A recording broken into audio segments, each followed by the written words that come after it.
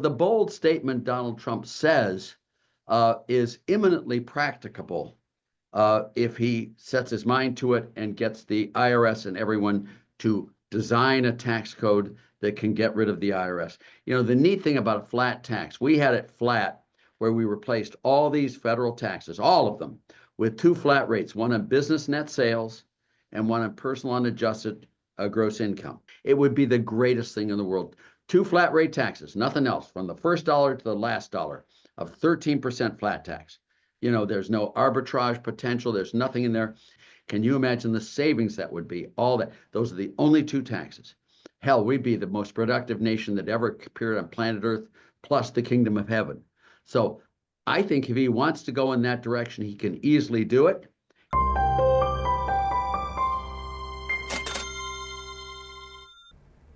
Welcome to Thoughtful Money. I'm its founder and your host, Adam Taggart. The new Trump administration has wasted no time deploying its ambitious and disruptive economic policies. Tax cuts, aggressive trade renegotiations, deregulation, DOGE-driven cost reductions, and a potential new sovereign wealth fund. What are the intended benefits of these policies, and are they likely to succeed? And are they being implemented in the right way? Might they tip the economy into recession before the long-term benefits materialize? Well, I can think of few better people to ask these questions to than today's guest, who has served in the past as an economic advisor to President Trump, as well as to many other previous presidential administrations, both Democrat and Republican. Today, we're fortunate to welcome back to the program economist Dr. Arthur Laffer.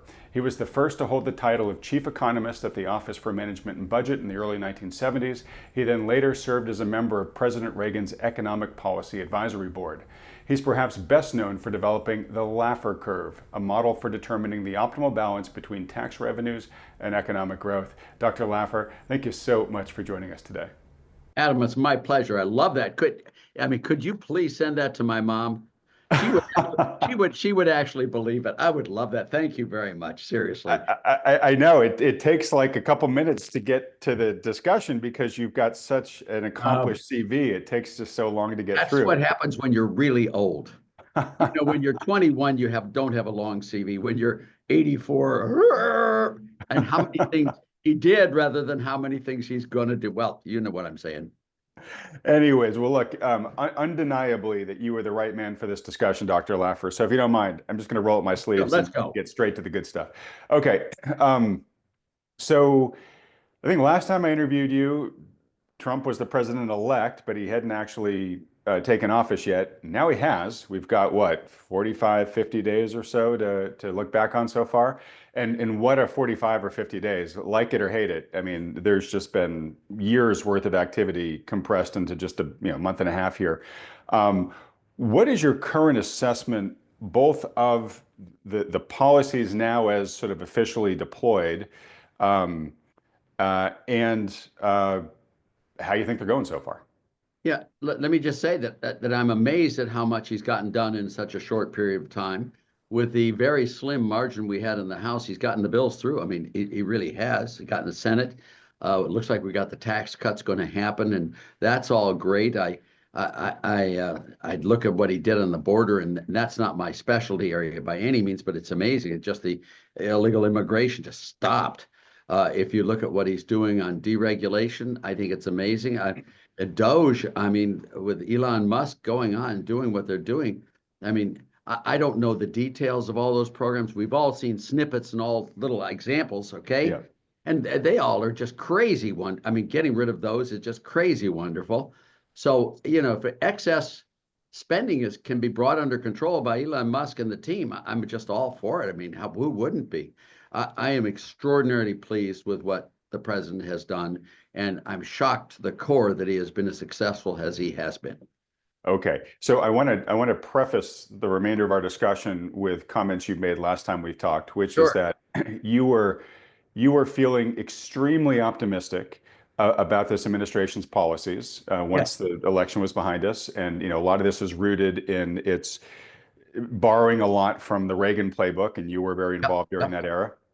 And you also said not only were you optimistic, but you were saying, hey, look, folks, if this playbook is actually deployed well, we can see its benefits much faster than many people assume, because you again have seen this happen before. So based on your comments you just made there, I've got to assume like not only are you optimistic, but maybe even a little bit more so than you even were just a few months ago because of the alacrity with which they're being rolled out. At 84, getting that much adrenaline and that much caffeine in the system at once, I feel 12 years old again. Yeah, I'm quite really pleased, and I'm quite shocked at how fast it's been. And I don't have any complaints, to be honest with you. I was with the president last week. I spent about an hour with him in the Oval, and we talked about all sorts of topics. I'm just very gobsmacked at how wonderfully he's performing.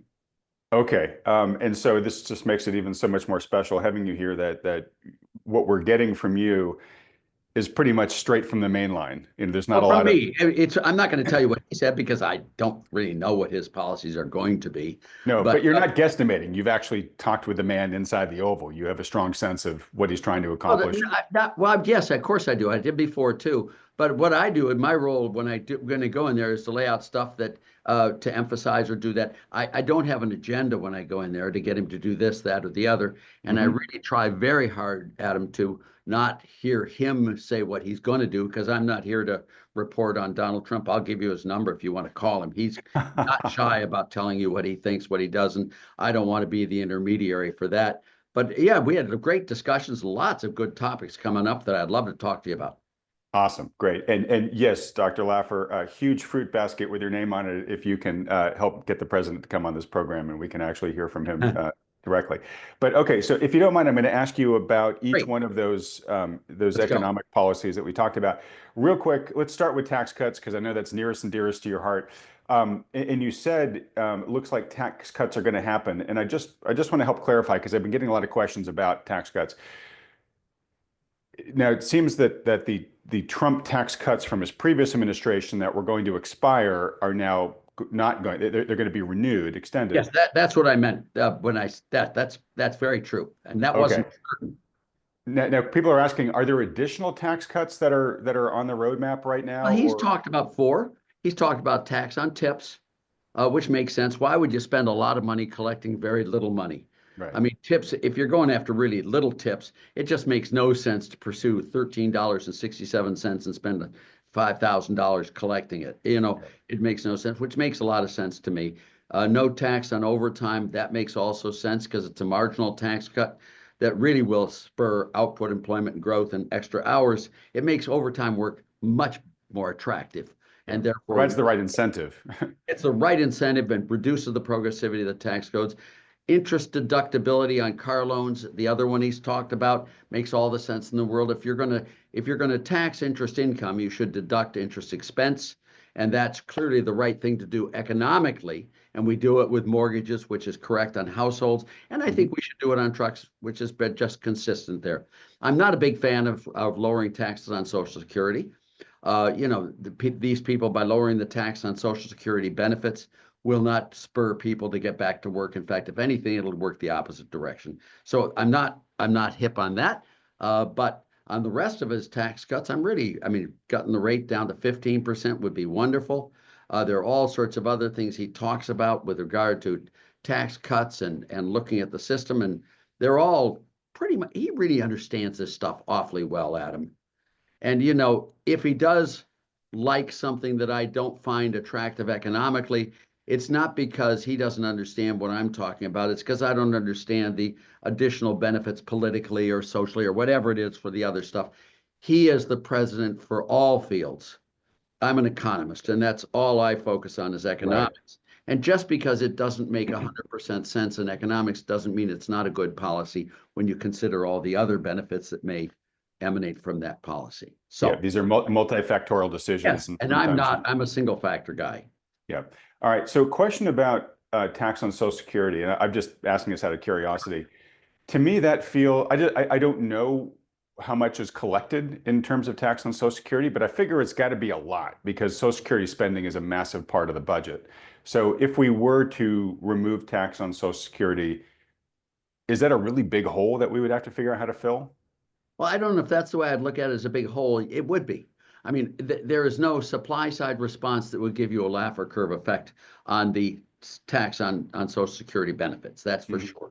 I don't know what the total numbers are. I can remember Alan Greenspan's white paper when we decided to tax Social Security, and then Bill Clinton added the additional tax on Social Security. That was the white paper was done, I think, in '86 is when we put taxes on Social Security, and then Bill Clinton did an additional one in his term.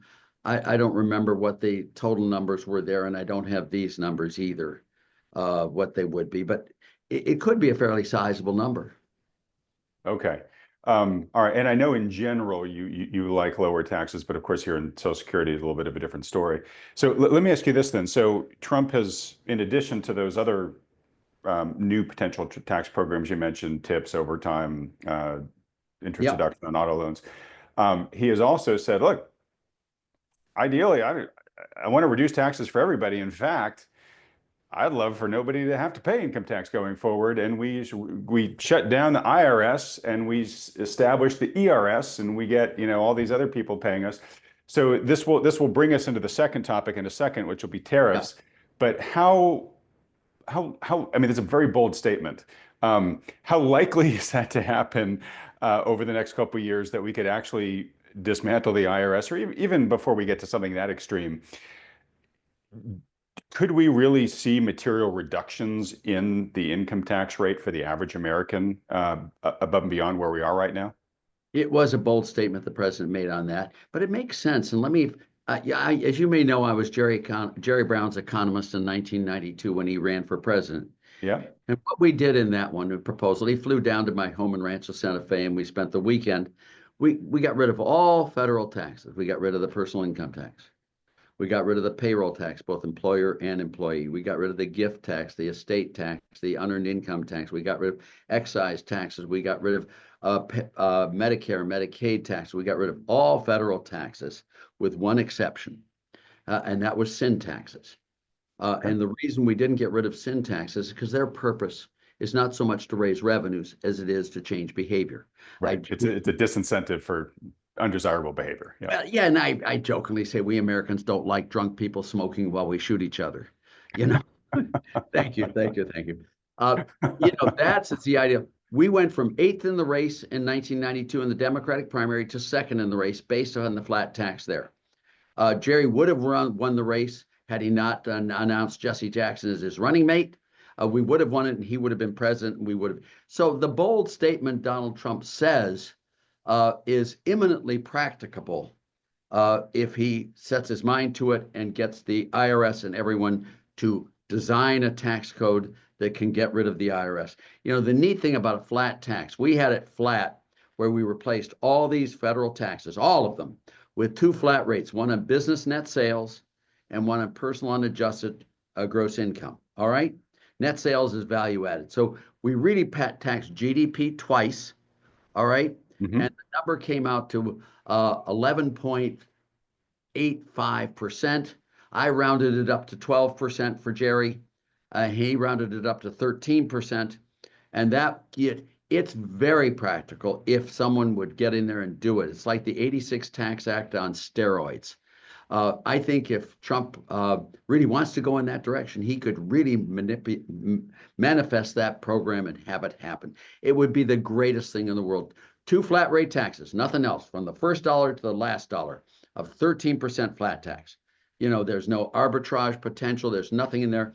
Now, the businesses would collect the taxes as they do the payroll tax, they do income taxes.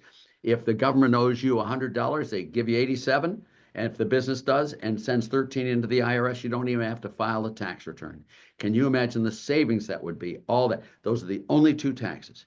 Hell, we'd be the most productive nation that ever appeared on planet Earth, plus the kingdom of heaven.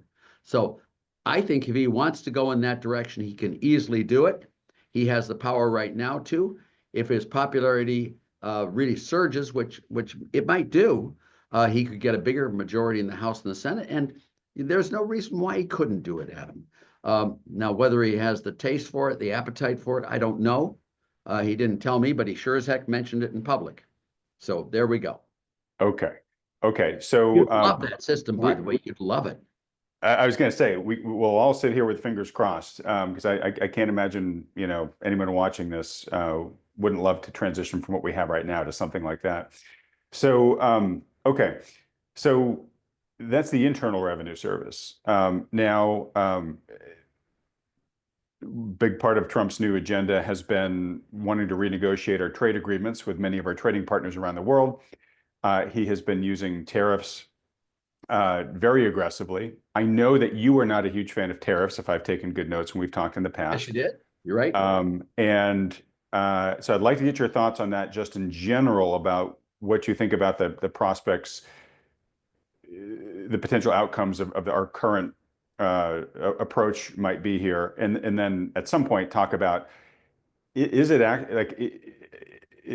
it feasible to expect that we might actually get a new department called External Revenue Service that tariff revenue starts flowing into and it starts offsetting? My mind's starting to swirl, and Bob, you're putting a lot of meat on the table. Let's start with, okay, he's doing tariffs, you don't like tariffs. What do you think? Let me start with the external versus internal thing. Okay, great. If you did Jerry Brown's flat tax the way I described it, the way I wrote it for him back then in '92, that would be a value-added tax on products coming into the U.S., and it would remove the value added as they left the U.S. Okay. So there would be it would not remove it as out of the U.S. So it would be a very significant revenue raise from foreign sources. That's one. So, and that would be quite substantial on all the imports. Right. And it's the correct thing to do. It keeps it balanced. I mean, it's the way they do with us, we do with them. Mm-hmm. And it's not distortive of trade in any way, shape, or form, or shouldn't be. Now, tariffs themselves. I do not see that Trump has imposed tariffs on anyone yet. He's talked about it a lot. Mm-hmm. There's a lot of difference between talk and using something as a negotiation strategy. Absolutely. And actually putting those tariffs in. I believe, and this is my belief, if you want his views, you can call him.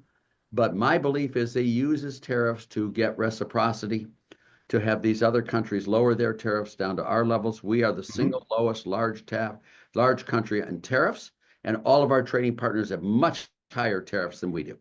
If they just lowered their tariffs down to our level, I think he would be very delighted with that result. And that would be a huge freeing of tariffs in the world, and it would be pure reciprocity, and it'd be completely fair and just. There is no reason why. I mean, let me give you a situation where two countries, number one, I put tariffs on them and they don't have any tariffs on us. Mm-hmm. Number two, they put tariffs on us and there are no tariffs from us on them. The same tariffs, the same situation, the same economic consequences. The only differences are in one case we collect the money, in the other case they collect the money. What's fair? I mean, what all of these countries that are tariffing us much more than we tariff them are complaining, oh, he's not free trade. They're the ones that aren't. Now, if he is able to get them to lower the tariffs down, we've created a tremendous prosperity and growth in the world. That's what I think he's doing. And Adam, I could be wrong, but I don't think so. In the first term, all the tariff deals he did, USMCA, Japan, South Korea, Brazil, and Colombia, all five of those lowered tariff barriers, lowered non-tariff barriers. So they were much more free trade. So that's where I think he's doing. But, we'll see. But he loves negotiating and he understands the tariff issues. He knows the Smoot-Hawley tariff of 1929, 1930. He knows the tariff of 1893. He knows all of this stuff. He knows McKinley. He talks about it all the time. This man is very well versed in facts, and he's well versed in the consequences of tariffs, and he's very versed in negotiations. So I am very comfortable with him in this situation, talking and negotiating the way he's talking. I could be wrong, and I may come to regret my comments here, but I don't think so. I think he's going to do a great job. So sort of what I hear you saying, Dr. Laffer, is you don't like tariffs for economic reasons, but you sure don't mind using them as a negotiating tool to get to a fairer trade deal for all. Which would reduce their tariffs on us. Right. They're just horrible. I mean, they are destroying the world, freedom and economic growth and prosperity much more than we are. If we could get them to lower their tariffs, what's not to love? That would be the most freeing thing. They are the true culprits of that. No, I'm not saying culprits in the sense that we should match them and hit them in the mouth. That's not a wise path. But if we can get them to lower their tariffs, you could see a much bigger freeing of trade than even the Kennedy round tariff negotiations were in the 60s. And that was wonderful. Okay.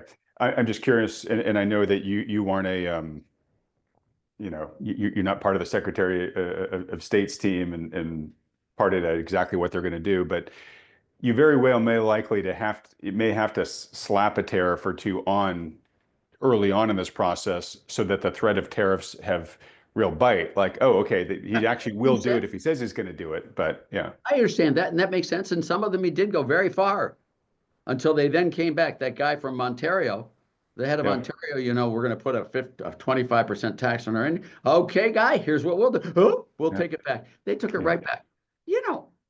I am not a negotiator, Adam, and I really am not. I'm a professor. I'm a wuss. When scary things come up, I roll in a ball, I cry, I wet myself, I climb under the bed. But Trump is a negotiator. He knows how to do it. He's done it all of his life very successfully in his first term and in his own personal life. I mean, he's built 100-story buildings. How the hell does someone build a 100-story building? Just the thought makes me want to cry. And yet he did it and made a lot of money at it. So I'm not going to second guess his skills on this, but I do believe he is motivated correctly.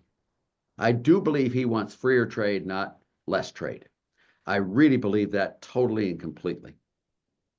Okay, great. And let me ask you this too. And again, maybe asking you to pontificate a little bit out of your normal sphere, but so one of the areas where tariffs have probably raised the most feathers have been with Canada and Mexico, our closest trading partners.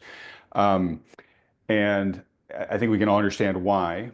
But let's just assume for a moment, Dr. Laffer, that this ends where you would like it to, with even better, freer, more frictionless trade between those two partners, and you have an even better North American economic trading bloc.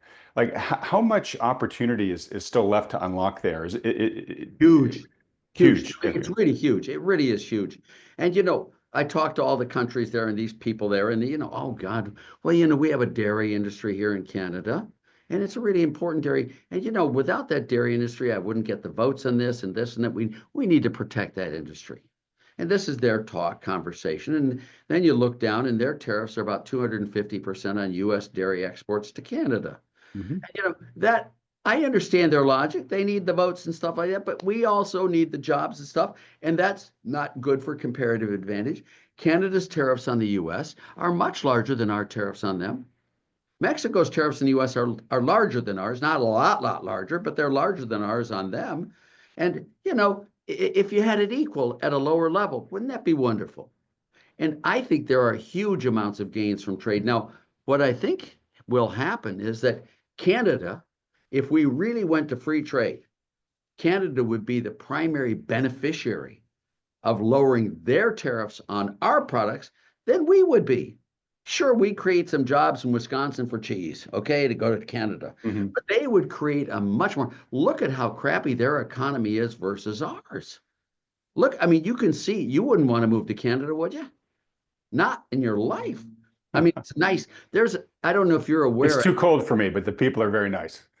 Well, let me give you a fact and just see if you can tease out some meaning out of it. I think it's 90% of all Canadians live within 100 miles of the U.S.-Canadian border. Yeah. And less than 15% of Americans live within 100 miles of the U.S.-Canadian border. Mm-hmm. Doesn't that just say it all? I mean, come on. It's much better economically here than it is in Canada.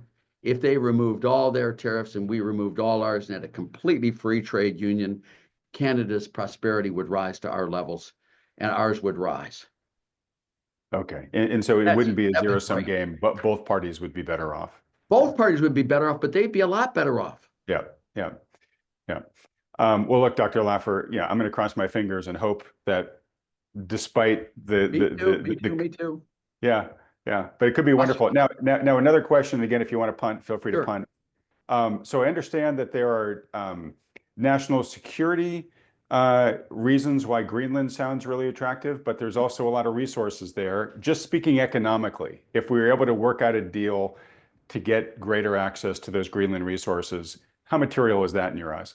I don't know. Okay. I really don't. I have no idea. I mean, I've enjoyed the conversations enormously because I think he's one of the funniest men I've ever seen in my life. And, all this, Yeah.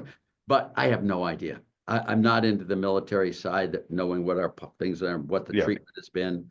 But I find it very fun. And likewise, the Gulf of America. I love that.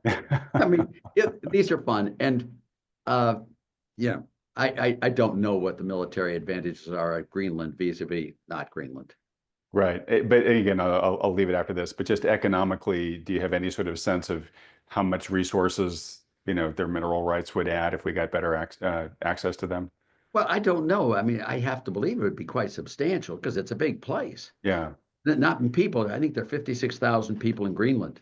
And Right. by the way, why do they call it Greenland when it's just ice? I know. I know. It's Some just people say that that was a deliberate marketing subterfuge by the Vikings to call Iceland Iceland and Greenland Greenland. It could make people go to the worse, colder, more barren place. I love it. Yeah, I have to believe there are a lot of resources in Greenland, and it would be wonderful to have access to those resources for the world. Yeah. And we could, I mean, we easily could make, I've done the math, we could make every Greenlander a multimillionaire, to make it happen. And we could do it in their best economic interest. Now, is it their Now, best what I would love to cultural to do, them? I would love to trade California for Greenland. Just joking, just joking. But I'm in California, be happy to trade parts of California for Greenland, no problem.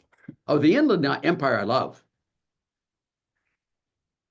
of Yeah, yeah. California. That it's the San Francisco, LA, that yeah, San Diego. All right. Well, look, let's keep banging through the list here because I want to be respectful Sure, of your let's keep time. going. So Sure. we've done tax cuts, we've done trade and tariffs, deregulation. I think that's probably one topic that most Americans right now don't have like a ton of visibility into. They've heard about it, but A, what's going on there, and B, how material is it? Well, I think everyone's really, really focused on energy deregulation, allowing the pipeline to come in and all of these things. And if you look at that one, if you deregulated that, like allowed the pipeline to be done and allowed the drilling there and the areas that were drilling, you could really make a material difference in the wealth of the United States and in also the price of oil and energy in the world. And Hmm. it would defund places like Iran and Russia, which is a side benefit, and it would provide for enormous economic growth. Now, it was Biden that imposed all the regulations when Trump left office, and he now has deregulated back again to create energy independence. I think there are lots of stories like that on deregulation. I don't know all of these stories. I mean, there are thousands of regulation policies that had Yeah. gone in there. But I think looking at this in the totality really would make a huge difference. It's just hard for me to get my arms around the trunk of the tree, if you know what I'm saying. Sure, absolutely. I'm sure. It I'm really, sure one thing you really like is President Trump executive order, which I believe he had a similar one his first term. But is that for every new regulation you want to write, you got to take 10 off the books? well, it's a very cute way of putting it. Yes, you can take little teeny tiny ones, 10 of them off the book and put one big one on the book. No, but bottom line, it shows you what the intent is. The Yeah. one I really like most of all is the price transparency on medical provision and medical Mm, services. That one's huge. That's about 17% of GDP that's living in a non-market economy. You don't yep. know what the price of your health care is. You just give them your insurance card and they charge you all over the place. He is really going to go big on that one, I believe. And he's going to make them post their transactions prices so you can sit there and literally see, is it worth that I have insurance in this policy? I mean, I've got a paper, and I don't know if any of your people would like it, but called Le Croix de Santé, which I did with Cynthia Fisher on medical price transparency. And I would be glad to share that with you if any of your viewers would like a copy of that. But this, to me, is one of the greatest, biggest things imaginable. If we could go back to a market economy on healthcare, where you know what the procedure cost, transactions cost, price. Oh You can gosh. buy it with cash without going through an insurance company and doing that. And that would be hugely important on not only cost savings, but extension of life expectancy. Our life expectancy relative to the OECD has been declining dramatically. It's near the bottom now, yeah. Yep, from 1960 to the present. And our cost compared to the OECD has risen dramatically. That's why I call it le croix de santé, is we've gotten sicker and sicker and sicker and die faster and faster and faster, and it's cost us more and more and more and more and more. If we could reduce that, we could increase output by over $1 trillion and increase life expectancy by 4 years. My numbers, my estimates on that, I'm moving back. That's a big deal. And I think President Trump is very, very focused on healthcare transparency and bringing market forces back to work with transactions prices, not estimated prices, not list prices, but actual prices that people pay and can pay. So that would be absolutely huge. I agree. And you can get that paper. I don't know if you'd like me to send it to you so you can send it to people. I'd love to.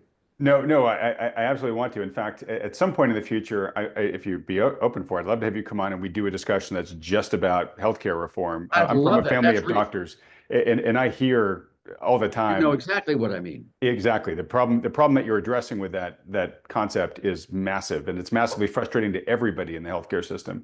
Well, let me just say, I'm going to say that my grandfather was a brain surgeon at Western Reserve Medical at the University of Vienna, but I was chairman of the board of Centennial Hospital, which is the flagship for HCA for 3 years. So I saw all of this from the inside, not from relatives, but I actually saw it from the inside. This is a big, big deal. HIPAA is there not to protect patients. It's to protect a monopoly position of no divulging of prices. Right. It is anti-production, anti-consumers, anti-that, and they all do it under the veil of protecting their patients. Nonsense. It's protect their market power and greedy grab. Yep, it's cartel. It's cartel yes. Preserving its advantage. So, all right, Dr. Laffer, I know I'd love to read that. I'm sure many viewers would. So do me a favor if you can, after we wrap up here, have your staff send it to me. Yeah. And then folks, to read it for free, just go to thoughtfulmoney.com/Laffer and you'll be able to download it from there for free. Great. I'll send it right to you right now. All right. Fantastic. Okay. So last thing on deregulation, I'm just curious, in the energy space, we've heard drill baby drill for a long period of time. I think Americans got, as part of the cost of living increase, definitely the cost of gas and the cost of heating their homes has become a real pain point. So at this point, what's standing in the way of letting this deregulation flourish in the energy space? Like who's against it? I'm sure certain environmental groups are. Is there much opposition here, or is this something we should expect to start happening pretty quickly? I don't think there's much opposition here. I know environmental groups are, but if you really look at drill baby drill, for example, almost all of the fertilizers are based on petrochemicals. Yep. But that aren't burnt. There's no pollution effect. You spread them on your field. Now, I don't know if you've seen, I've got a big farm up in Kentucky, about 1,000 acres, and we use it. I have cattle, and we use it. The price of fertilizer has risen dramatically over the last 4 or 5 years, so that we can't fertilize the fields there. Now, that has nothing to do with putting in carbon dioxide into the atmosphere. If you're going to have regulations on hydrocarbons and what you're going to do there with pollution of the environment, what you should do is what I did with Al Gore a long time ago. You want to do a carbon tax on the pollution, actually the burning it, like on gasoline or like on coal, where you burn it, you do a carbon tax. Now, the reason I would oppose a carbon tax is because it'll kill the economy. So what Al Gore and I agreed upon together is that there should be I'm not sure that there isn't some climate effect in this. I'm really not sure at all. In fact, I think there might well be, but I would love a carbon tax if you offset it 100% by an income tax rate reduction of equal size. So therefore, all the anti-growth, anti-development stuff, I would prefer a carbon tax over an income tax every day of the week and twice on Sunday. Why don't we do something like that? Now, I published that in the New York Times a long, long time ago, that deal, the trade-off there. And, it's just the right thing to do. So there's nothing wrong with drilling. There is something maybe wrong with burning the hydrocarbons. But if there's something wrong with burning, if you want to tax it, use that to cut out taxes elsewhere. So you don't have an aggregate overall economic deceleration effect. You follow me? I do. And I suspect a lot of viewers here would agree with that. Well, I hope they do, because it really, carbon taxes are really bad if they're a standalone and an add-on. But a carbon tax offset by an income tax, I'd love to do that every day of the week and twice on Sunday, as I said. It's great for the economy and it's great for the air. Okay. All right. Well, let's move on now to Okay. DOGE. So we've got a big focus on, we'll call it fiscal discipline, Yes. which almost sounds like it's strange having those words come out of my mouth regarding government because it's been Yeah. such a fiscally profligate place for so long. You mentioned you love it. I can imagine you love it. Now, again, one of the questions I asked in the intro was, um, may some of these disruptive policies during their period of disruption actually slow the economy, hurt the economy, maybe even, hasten some sort of correction in the financial markets. And if so, that just might be the pain of the medicine. But if you do love DOGE and the cost cutting, do you worry that in the near term, the economy that's become so addicted to the profligate spending from Congress, might it go into a bit of a withdrawal shock? I think your analogies are a little bit off base on this, if I can. Okay. And let's just pull back. Government spending is taxation. Now, to see this really clearly, and let me point it to you clearly, it's really hard to see this in a 1.2 billion person world like China or a 360 million person like the US. You get a government spending in there, you follow the T accounts, you get confused, there are credit default swaps and all, blah, blah, blah, and no one can follow the T accounts to see this point clearly. The neat thing about good economics is that it's applicable at any scale. Yeah. It's applicable at any scale. So the neat thing about being applicable, it's applicable in China with 1.2 billion people, the US with 360 million people, Luxembourg with 4 people. It's applicable all the way across the board. But the nice thing about being scalable and applicable is that you can really see it clearly. Imagine a two-person world.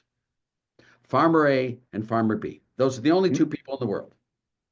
If Farmer B gets unemployment benefits, who pays for him? Well, Farmer A has to. Duh! There you can see it clearly as a tax. You can see it if you take from the producer, Farmer A, and give it to Farmer B, you're going to lower output employment. Government spending is taxation, and as such, if you tax output, you're going to get less of it. You really are. And the more you tax output, the greater it is. So when you look at what DOGE is doing, if as long as it's profligate and excessive, all right? Now, Yeah. I want to be very careful in the choice of my words here. If it's profligate and excessive, it does nothing but create a better economy. It's wonderful, wonderful, wonderful. It's wonderful on steroids. Now, are there chances that they would cut something that really was a critical feature? Maybe. Can they undo it? Undo it very quickly. They can do that. They're very flexible, these tools they've got. It doesn't guarantee it locate in there forever. So, I am 100% in support of Elon Musk, the president, and DOGE. I am. But I want them to be very careful that some critical things may not be knocked out, like a special disease center that control. I don't know what they are. Right. But if it's excessive, profligate spending, God bless them, it will do nothing but create greater prosperity. Nothing. In 1910, total government spending as a share of GDP, federal government spending, okay, was less than 3%. We did okay back then. Yeah. We grew like mad. I mean, we don't need all this spending, all these people on the payrolls. We really don't know. That doesn't mean that a bunch of them aren't good and nice and fine, but there is no stimulus in wasteful, profligate spending on government employees and goods and services, period. So do not worry about it causing the economy to dip. It's not going to cause it to dip if it's done correctly. Okay. And speaking of how it's done, I'm actually really excited to ask this question of you because Good. you know the people doing this and you've spent time in the system. So, I live out here in the Bay Area, Northern California. I know you would trade me for Greenland and I wouldn't No, blame I you. wouldn't trade you for anything. No, that's okay, my friend. That's okay. Maybe for Eve, but not for Adam. Okay. Thanks. She's a lot better looking than me. But in the Silicon Valley world, the approach they're taking is actually quite familiar, right? It's when you're trying to disrupt, you move fast, you break things, and you're trying to change a system and a culture overnight, or as close to Yes. overnight as you can, and that's so super foreign to the DC government world, which is much slower and more bureaucratic and archaic. But hearing Treasury Secretary Scott Bessent being asked this question, he said, "Look, we are intentionally moving this fast because if we don't, if we move slower, then we give time for the lawyers to get involved, for the people that want to fight this to be able to find purchase and to start collectively pushing back on us. And once that begins to happen, you get the Borg, you get the mush, you get the unmovable blob of Washington bureaucracy that you just get gummed up in and will get nothing done. So we would much rather get out the chainsaw, knowing we're going to get rid of some things that we shouldn't initially, but then we can hire them back quickly and try to make up for our mistakes as quickly as possible. But we are very intentionally moving at this hyperspeed to get ahead of the inertia that otherwise would consume us." Do you agree that that is the right strategy here? I don't know if that's the right strategy or not. I mean, the legal system is there to protect people's rights and stuff, and I can argue it both ways on that. Yeah. It's the old French phrase, if you remember, "Il ne saurait pas faire un omelette sans casser des œufs." You can't make an omelet without breaking an egg. Yeah. This is that may be the mantra of the Silicon Valley, but the mantra of the bureaucracy is, if you require me to cut spending, I'm going to cut the most essential sources so you hurt and you wish you'd never done it. Yeah. That's why I would go fast. That's why I would take the new secretaries, the new department heads, the new agency heads, and put them in there to make damn sure that the system doesn't cut the most essential things first and say, "Up yours." And that's why I would argue for going fast, so that we can get rid of the waste, abuse, as they call it, fraud, the profligate, excessive spending. That's what I'd like to see, and not cut the meat. Okay, that's why I think I'd go fast. Now, I don't try to avoid lawyers. I try to personally avoid them like mad because they're always after me. But the legal system has a purpose here. If this government is exceeding its authority without legislation, without something else to have it, it should be stopped, just like anyone else. If it's doing it within its rights, and that's where lawyers and things are worked out in public, and the Supreme Court makes final decisions. And I like the three parts of the government. So that's not the argument I would use. I would really use it to make sure that the bureaucracy doesn't throw the baby out first. With the bathwater. And keep the bathwater. Yeah. That's what you want, to throw the bathwater out and keep the baby, and not allow what the bureaucracy wants to do is throw the baby out first and say, "See, look, you killed the baby." Yeah, that's not what I want to see. Okay, but from what you've seen so far, from your vantage point, you like mostly what you've been seeing so far with DOGE. And I'm not got a great. I was the first chief economist at the OMB when it was formed, and I was there 2 years. I know budgets inside and out. I have not seen the details of this, but I am very comfortable with what they're doing. I really think it's a good job so far, and the anecdotes are outrageously funny. And yeah, the anecdotes are just crazy horrible. $2 billion to Stacey Abrams, $2 billion to Stacey Abrams' new 501c3. What's with that? Well, and it's going to be super interesting. I mean, what's so funny about the pushback, right, is look, do you not expect there to be some funny stuff going on with all the money sloshing around DC? I think any sane person would say, look, it's not 100% being spent efficiently. Yes, we should look at this. That's why the new law is really important. The new law says that all Congress people, all House members and senators must wear barcodes so that lobbyists know how much each one costs. Yeah. Yeah, I've heard that one. I also think it should be like NASCAR, where every one of your donors, you should have a patch on your suit so we know exactly who's receiving the most from where. Gotcha. I like it. Yeah. All right. So you like what Elon's doing. The other folks that are on the economic team, Bessent, who I mentioned, Lutnick, et cetera. Do you like what you've seen so far from? Yeah, I know some of them very well. I know Kevin Hassett very, very well. He's a great academic, great in the position. He was a super good chairman of the Council of Economic Advisors. He's now head of the NEC. I know Scott Bessent very well as well. I just was with him last week, spent 2 hours with him. He's super. He's great. And the one I like best of all is the President of the United States, who really is into economics. and really wants to get the job done. And I think this is really a cool team. I don't know Ludnick. I've met him, but just briefly. I don't really know the new chairman of the Council of Economic Advisors either, but that's a lesser role than these other ones. And so far, I'm very comfortable with all the people he's got. Okay, well, that's a relief to hear. Okay, so I'm beginning to wrap up here now because I want to be respectful of your time. Besant has talked about the potential to create a new sovereign wealth fund. What do you think of that idea? I think it makes some sense if you got some. I mean, if you've got these, let's say the criminal activities, you get their assets and resources, and what do you do with that money? What do you do with it all? Well, sovereign wealth fund is one very interesting proposal. I mean, to have it use a sovereign wealth fund to increase output, employment, production, investments.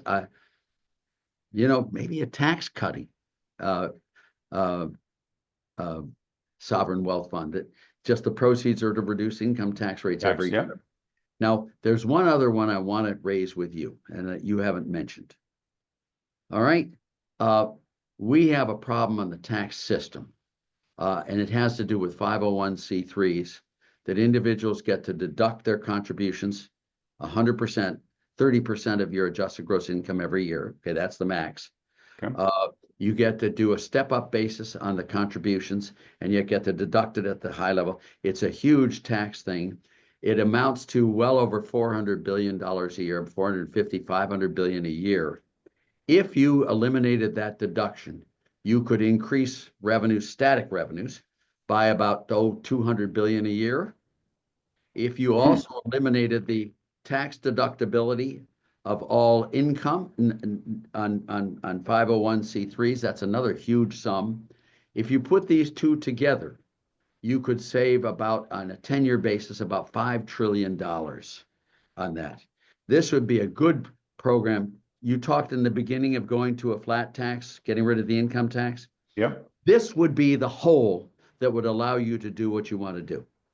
That's one I think is really important for your guys to think about, as 501c3s, I think, are literally wasted funds. Now, you may not want to do 100%, maybe only 50%. You may want to select which ones. You make sure you don't go after religious organizations and get into the constitutional mix. But it's a huge idea for you guys to think about. And this is one thing I'm working on very heavily right now. The second thing I'm working on very heavily is, have you noticed how all of these Congress people, House members and senators, how wealthy they are when they do their financial reports? Yeah.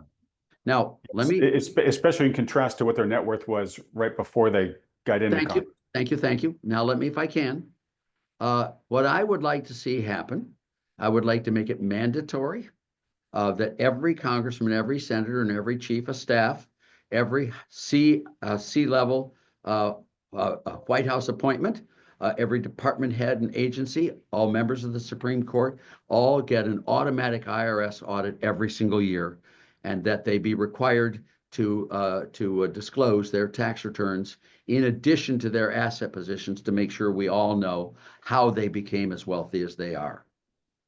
That I would like to see. I think it's really important for democracy. They chose to run for office. They chose to write the rules for themselves. And I would like to see what those rules are and how they use those rules. So I would like to see them all audited to make sure their tax returns are up and the up and up. And I'm sure they all are, except for maybe Menendez. But I'm sure, I mean, I know all of these others, McConnell and Schumer and all these other were worth millions and millions and millions, of Pelosi's, and that Congresswoman Crockett from Texas now is worth $9 million. 2 years ago, it was $29,000. I'm sure they're all fine, but I'd like to know how they do that. How did they do that? And I would like to see that, and I would like to make sure it's disclosed. And I think we could easily, there is a very clear constitutional right of the legislation to be able to pass to allow the people to see what those tax returns are if we're there, and they should be audited every single year, so you and I can bring back trust in our government people. I know all politicians, I've never heard of a politician dying poor, never heard of it. I want to make sure if they do die rich, and I love rich people, and I love people who get to become rich, as long as they do it in the right way. And Adam, if they do it in the right way, God bless them. I'm with them 100%, but I'd like to know how they do it in the broad tax return sense of the word. What do you So, think? Dr. Laffer, that deafening roar you're hearing is the tens of thousands of people watching this video standing up and giving you a standing ovation from their laptops. Well, that's I my advice to the government. When I was with all of these people, I raised this with each and every one of them. I know the new head of the IRS, Billy Long. He's a big one. But we have 6 of the 7 positions of political power. We have the Senate, we have the House, we have the Supreme Court, do not have the Fed, we have the governorships, we have the legislature, and most of all, we got the big kahuna called President Donald Trump. And Donald Trump's tax returns have always been released by sneaker, by peek, whatever it is. These people should be required to release their tax returns and their financial statements, and lets us see how they got that money and make sure it's on the up and up. If it's on the up and up, I'm with them 100%. If it's not, we should know. Well, from your lips to God's ears, my friend. Well, let's go. I want you to fight for this one, and I want all of your people to as well. Please. Look, if it turns out there's something they can do, a certain petition they sign out, something you want them to send to their elected officials. Right, Trump, right, Billy Long, head of the IRS, write them all. We need to see congressional tax returns audited every single year and disclosed, made so we all can see them. That's all. It's not a big deal. It's called transparency. We want transparency in healthcare, don't we? Yes, we want transparency in congressional wealth. That's all, and it's just common sense that we'd like to know how they became multimillionaires on a relatively modest salary. All right. Well, again, Dr. Laffer, sign me up, and maybe at some point, in addition to doing a show dedicated to reforming healthcare, we can dive more deeply into this. And if there's a call to action, like an actual proposal that's out there that people can copy or link to when they write their elected officials and say, I want this. Hopefully we'll help be part of that. I don't have that one yet, but don't you like this old professor's ideas and thoughts? Oh, absolutely. Well, and to your first one here on the 501c3s, I know you're working very hard on it. Is there anybody in the Capitol Hill yet that this is somewhere on their radar yet? There is. And it comes about for the very wrong reason, but it really comes about, which is a cool result of, this thing in Congress called pay-fors.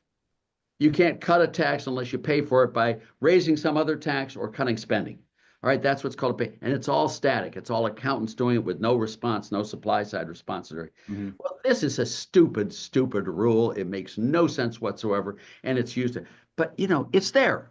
It is what it is. It's there. What we need to do is we need to understand the stupid rules and be able to use those stupid rules to our advantage to be able to get good legislation through. Mm-hmm. By doing this 501c3 thing that I proposed would give us a hole in the budget of $4 trillion to be able to do all this other stuff that we want, the extension of the tax cuts, to drop the tax rates, so all that stuff. It would be really cool. I want us to become much more savvy street fighters rather than saying, the rules are wrong, we shouldn't have to play with them, let's go continue. No. Take those rules, learn them, learn how to play with them, and beat the opposition with their own fraud. And we learn the rules better than they do, and we use their rules against them and win the day with prosperity. I want to see us play smart. And if that's the rule, that's the rule. But let's use it to get economic growth and prosperity and freedom back in this economy and back in this world. Economic growth, prosperity, and freedom. Who can argue with any of those? Dr. Laffer, as always, has been an absolute joy. Fantastic and fascinating conversation. Thank you so much. Wish you all the best with these initiatives. For folks that would like to follow you and your work, where should they go? You go to you. I don't even do emails on my own. I have a flip phone. You're dealing with Methuselah here, but you just have me on your show every now and then, and I'll do all of these things. I will send you my Le Croix de Santé, and I'm working on a lot of stuff in these others, but I'm not going to sit there and do email, do websites and stuff. I mean, okay. I do have something for the Laffer Center, which is there, but I'm not a techie type of guy. But anyone want to go to the Laffer Center, they can do that. All right. I will put up the URL to the Laffer Center, but 2 things. One, we'll definitely continue to have you on this program as often as you want to keep coming back on. And again, folks, thoughtfulmoney.com/Laffer we'll get you his white paper on how we can fix the healthcare system. All right, Dr. Laffer, such a joy. Thank you so much. And look, I wish you all the best in getting your ideas out into the minds of those that are running the country, and hopefully we get to see some actual real applications in the real world. But in the interim, just wish you all the best, my friend. Well, I've been relatively successful with it before. You liked Reagan, didn't you? You liked Proposition 13, didn't you? You liked some of these others that I was very involved in and got. We're not going to miss on these, Adam. We're not going to miss. We're going to win. And when we win on these, you won't believe the prosperity. We're going to win on all of these things. And believe me, Trump is doing a great job so far. I'm really 100% Team Trump. Thanks, Guy. All right. Thanks so much, Dr. Laffer. Everyone else, thanks so much for watching. Talk to you.